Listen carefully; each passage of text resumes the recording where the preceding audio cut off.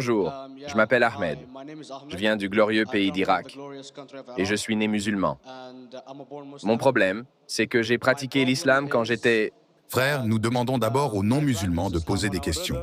Une fois que toutes les questions des non-musulmans auront été posées, Inch'Allah, on vous donnera la parole. Oui, mais je suis en train de vous parler de mon problème. Mais vous avez dit que vous êtes Ahmad et que vous êtes né musulman. Je suis né musulman. Mais maintenant, es-tu musulman ou non? Je suis agnostique. Oh, donc maintenant vous avez quitté l'islam? Oui, je suis confus. Bon, d'accord. Si vous avez quitté la religion de l'islam, vous pouvez poser la question, mon frère. Ma question est donc la suivante. Comment se fait-il que je n'ai pas la même foi que toi, les autres musulmans et certains de mes amis? Même si j'ai beaucoup pratiqué l'islam et que j'ai même fait la Umrah. Mais je commets encore la plupart des péchés interdits par l'islam et je suis parfois paresseux pour faire la prière et les autres choses que nous devons faire dans l'islam. C'est, j'ai lu beaucoup de livres sur les autres religions, les théories du complot, les documentaires, etc. J'ai même vu vos propres vidéos sur YouTube et je me pose beaucoup de questions sur Allah, le messager et les musulmans en général. La question la plus importante est la suivante. Vous avez dit dans l'un de vos débats ou questions qu'Allah est le Créateur et qu'il est incréé. Mais j'ai compris comment l'incréé peut exister. Et s'il existe, comment pouvons-nous le remarquer? Comment pouvons-nous le voir, l'entendre, le sentir ou connaître son existence alors qu'il est incréé dans notre propre dimension? C'est l'une des questions. Frère, Ahmad a dit qu'il était né musulman. Il vient d'Irak. Il a lu le Coran. Il a lu les livres. Mais il commet de nombreux péchés. Il croit peut-être parfois qu'il est agnostique et qu'il est paresseux pour prier.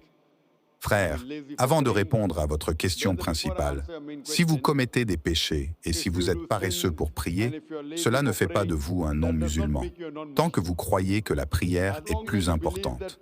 Parfois vous manquez, c'est un péché. C'est un péché majeur que de ne pas prier parfois. Mais cela ne fait pas de vous un non-musulman. Si vous dites que la prière n'est pas nécessaire, alors vous faites un mécréant. Mais si vous commettez parfois un péché mineur, parfois un péché majeur, c'est haram. C'est interdit, mais cela ne vous fait pas sortir du giron de l'islam. Il y a parfois des waswas du shaitan qui vous demandent « vous êtes musulman », mais c'est mal dans l'islam, c'est mal. Et cela fait dévier l'esprit de la personne. À ce moment-là, il se peut que votre imam soit faible. Mais ces choses ne devraient pas vous faire considérer que vous êtes un non-musulman. En ce qui concerne votre question, j'ai mentionné dans mon discours, et vous avez raison, que Dieu Tout-Puissant est le Créateur, mais qu'il est lui-même incréé. Vous posez la question, comment l'incréer? Comment pouvons-nous voir l'incréé? Et comment c'est possible? Allah subhanahu wa ta'ala est Khalik, est le Créateur, et par définition, il est incréé. Parce que normalement les gens disent que lorsqu'ils essaient de prouver en logique que tout a un créateur qui a créé cette table, le charpentier, d'où il est parti, de l'arbre, qui a créé l'arbre, donc ça remonte à Allah. Donc, quand beaucoup de gens essaient de convaincre un athée, ils essaient de dire que tout a un créateur, et ensuite ils se font piéger quand l'athée leur demande qui a créé Allah. Si vous écoutez mes cassettes, vous verrez que je ne vais jamais dans ce sens. Je demande à l'athée, comment avez-vous connu l'univers? Comment avez-vous appris le fonctionnement des étoiles, du soleil? Et il me répond que c'est le Créateur. Donc c'est vice-versa. Donc, si vous savez vous y prendre avec la logique, vous ne vous heurtez pas à ce problème avec le piège de l'athée, les musulmans ou les croyants, en disant « Qui a créé Allah ?» Par définition, Allah est incréé. Et si vous posez la question de savoir qui a créé Allah, si vous avez écouté mes cassettes, je réponds que si la personne vient et dit que mon frère Jean... Oui, j'ai entendu ça. C'était drôle. Mais je veux dire, comment existe-t-il s'il est incréé? C'est Allah. Oui, comment peut-il exister? C'est la différence entre toi et Allah. Comment existe-t-il? Cela signifie qu'il existe depuis qu'il n'a pas de commencement. Vous et moi avons un début, c'est l'être humain. C'est donc la différence entre nous et Allah. On ne peut pas dire qu'Allah doit être comme nous. Si Allah est comme vous et moi, pourquoi devriez-vous l'adorer? Un athée devient athée parce qu'il croit en la science, il croit en la logique, Je lui demande si un équipement est acheté devant lui, que personne dans le monde n'a jamais vu, et si la question est posée de savoir qui sera la première personne capable de vous dire le mécanisme de ce nouvel équipement. Quelle est la réponse? Bien sûr, il va vous dire que c'est le producteur ou le fabricant de cet équipement. Créateur, producteur, fabricant. Ainsi, lorsque nous lui posons la question de savoir comment l'univers est apparu, il nous parle du Big Bang. Ce dont parle Guru est déjà mentionné dans le Coran il y a 1400 ans, dans la sourate Anbiya, chapitre 21, verset 30. Les infidèles ne voient-ils pas que les cieux et la terre étaient unis et que nous les avons séparés? Ce que vous avez appris il y a 50 ans est mentionné dans le Coran il y a 14 ans. Qui a pu mentionner cela?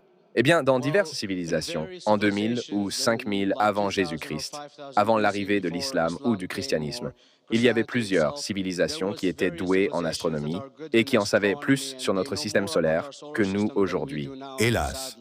Mon frère, tes connaissances scientifiques sont peu approfondies. Je suis d'accord. Il y a certaines choses qui étaient connues en tant qu'hypothèse. Par exemple, nous avons appris, on nous a prouvé que la Terre était sphérique en 1577.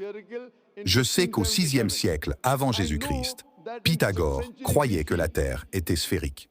Mais ce même Pythagore, qui croyait que la Terre était sphérique, croyait aussi que la Terre était le centre de l'univers, ce qui est faux. Montrez-moi une civilisation qui croit à 100% à ce que le Coran mentionne. Je vous mets au défi. Ce que vous dites, c'est qu'il y a une personne qui a dit « Ok, cette civilisation sur 100 choses, ces 2 choses sont justes. Sur 100 choses, ces 5 choses sont justes. Sur ces 100, et en choisir 10. Qui peut faire cela? Personne d'autre que le Créateur. Même si vous savez qu'il y a eu 10 civilisations différentes, des centaines de civilisations, il n'y a pas une seule civilisation que vous connaissez dans le passé qui connaissait 100% des signes que nous connaissons aujourd'hui. Où est donc votre logique? Où est votre théorie? Je sais que certaines choses étaient des hypothèses qui ont été prouvées par la suite. Mais il n'y a pas une seule civilisation qui connaisse tout ce qui est mentionné dans le Coran. La réponse revient donc à la question initiale. Qui a pu rassembler ces informations dans le Coran? Quelqu'un, il y a 1400 ans, pouvait-il faire et dire « D'accord, sur ces 100 choses, ces 3 sont justes. Sur ces 100 choses, ces 2 sont justes. Sur ceci, ce n'est pas possible. Mathématiquement, ce n'est pas possible. » Vous n'avez jamais évoqué l'idée des extraterrestres. Je veux dire que la connaissance est un pouvoir. Frère, je pose une simple question. Nous ne sommes pas en train de débattre. Je pose une question, citez une seule civilisation, vous posez une autre question. Nous ne sommes pas ici pour discuter. Vous pouvez venir dans la salle et discuter. Vous posez une question, je vous donne la réponse. Vous avez parlé de l'ancienne civilisation. Je vous ai dit que vous aviez raison. Mais sur 100 choses, 98 sont fausses. Je vous demande donc qui a pu mentionner cela dans le Coran. Vous êtes en train de parler d'autre chose. Je te pose une simple question. Cite-moi une seule civilisation qui a tout ce qui a été mentionné dans le Coran. Est-ce que tu en connais ou pas? Oui ou non? Bien, pas tout, bien sûr. Bien sûr, même pas 10%. Pourquoi? Babylone connaît la plupart des planètes. La planète n'est pas la seule chose mentionnée dans le Coran. Il y a des milliers de choses mentionnées dans le Coran. Pour dire quels milliers de choses sont mentionnées dans le Coran, 10% serait égal à 100 choses. Babylone, dans la civilisation, connaissait-elle 100 choses mentionnées dans le Coran? Non, parce qu'il connaissait 5 ou 6 choses en pourcentage. Très faible, bien sûr, qui peut être l'auteur du Coran, à part le Créateur, pour savoir ce qui est juste, ce qui est faux. Aujourd'hui, la science a établi l'hypothèse, mentionnée par les Babyloniens il y a plusieurs siècles. Elle est aujourd'hui prouvée. Il s'agit donc d'hypothèses émises dans le passé, dont beaucoup ont été rejetées et d'autres acceptées. Donc, pour rassembler tout ce qui est correct à 100%, il faut que cela vienne du Créateur et de personne d'autre. J'espère que cela répond à la question. Oui.